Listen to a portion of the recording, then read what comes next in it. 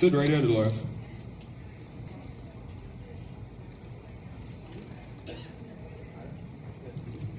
Here's how the game goes. Why do you believe?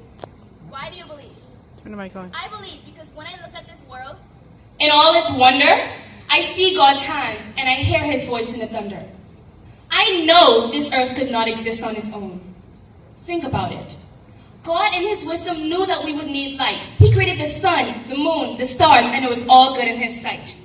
The sun that warms us and helps our food to grow controls our seasons from the summer to the snow.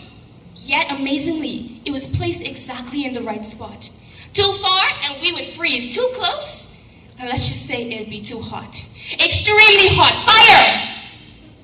Water is colorless, odorless, and does not have taste. Seems useless, right? But that is not the case. It gives us life and helps us to survive. Without it, plants, animals, and yes, people would die. 97% of the earth is made up of water, yet the oceans are tamed enough that they do not take over. And you ask me why I believe? I believe because when I see this world, a world of beauty and of order, I know this could not have happened out of chaos. But it was the work of a wise architect who designed it right down to the smallest molecule. That's why I believe. Why do you believe? All right.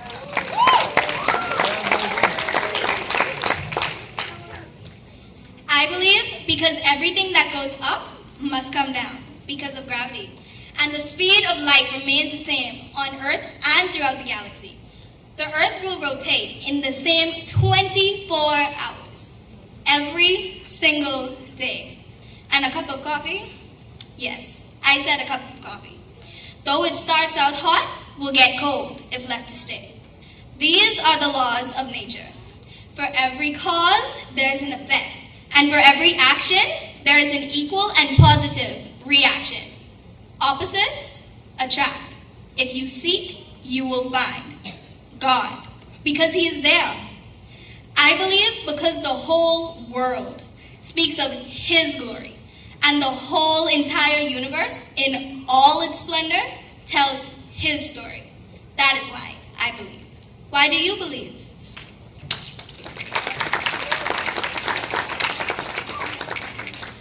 Well, I believe because God, he is the one that pursues all of us. Answer this. Why is it that every single atheist believes that it is his duty to convince you that God is not there?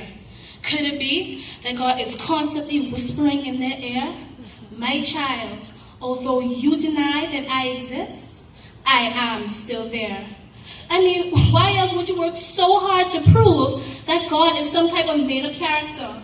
Maybe it's because you cannot escape the fact of thinking that there is the possibility of God.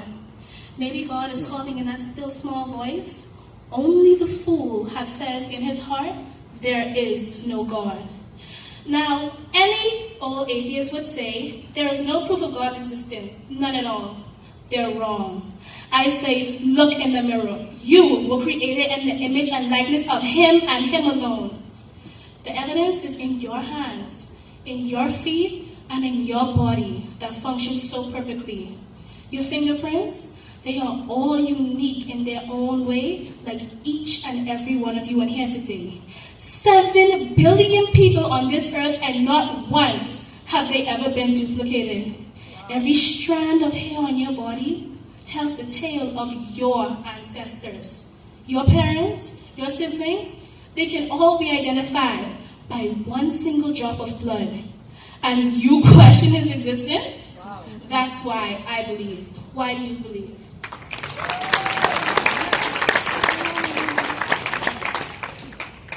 I believe because of Jesus Christ, God's one and only Son, sent down from heaven to earth to redeem everyone. He was condemned to die on a cross for our sins. He literally became the L so that we could have the win. He carried his cross, heavy and long. You know, sometimes I contemplate the wood of that cross, exactly how heavy it must have been. And I reflect on the means as to which he carried it. It was for you and me, the anguish, the pain. He was despised and rejected, but he still carried our shame. A man of sorrow, acquainted with grief. He was whipped with many stripes and bore this weight of our infirmities, but he still carried our shame. They nailed him to the cross, through his hands and through his feet. Between two criminals, he breathed his last breath, one on his right and one on his left. Forgive them, Father, for they know not what they do. He screamed, my spirit, I commend it over to you. And with that final sigh, he gave up the ghost. He could have called down 10,000 of the heavenly host to save him, but he didn't. He stayed for you. But that's not where the story ends, because 3 days later, he rose again. He held the keys to death and the grave. His blood was shed so all could be saved. Truth. That's why I believe.